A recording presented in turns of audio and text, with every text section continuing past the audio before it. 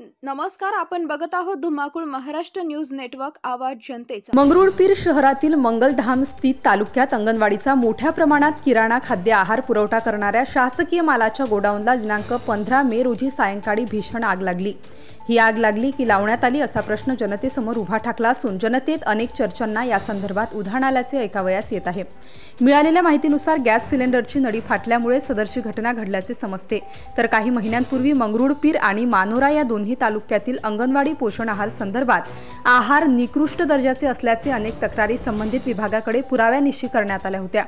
त्या संदर्भात चालू सत्रातील काढण्यात आलेले बिले आणि काही महत्त्वाचे रेकॉर्ड्स तक्रारदारांकडून मागवण्यात आले होते। होऊ शकते या कारणामुळे स्वतःला कायद्याच्या कचाट्यातून वाचवण्याकरिता संबंधित ठेकेदाराने स्वतःजवळ असलेले रेकॉर्डची ऐशी-तैशी करण्याकरिता हा अग्नितांडवाचा खेळ खेळला असावा यात तीळ मात्र शंका नाही। म्हणून या दृष्टीने देखील मंगरुळपीर पोलीस तपास करणार आहे का याकडे तालुक्यातील सुज्ञ जनतेचे लक्ष लागून आहे। आगीवर नियंत्रण मिळवण्यासाठी अग्निशमन दलाचे प्रमुख आनंद खिराडे, राहुल शिंगारे, प्रसिद्ध भगतसह मानव सेवा आपत्ती व्यवस्थापन फाउंडेशनची रेस्क्यू टीम यांनी अथक प्रयत्न केले। तर या ठिकाणी नगर परिषदचे कर्मचारी व मंगरुळपीर पोलीस उपस्थित होते।